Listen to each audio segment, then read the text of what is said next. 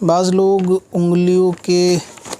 چٹ اکھڑتے ہیں تو اس کے اندر تانبے کے چھلے پہنتے ہیں ناخن کے پاس سے اگر کھال اترتی ہے،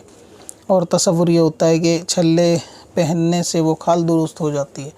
تو اصل میں تانبے کے چھلے پہننا مرد اور عورت دونوں کے لیے مکروہ تحریمی ہے، ناجائز اور گناہ ہے،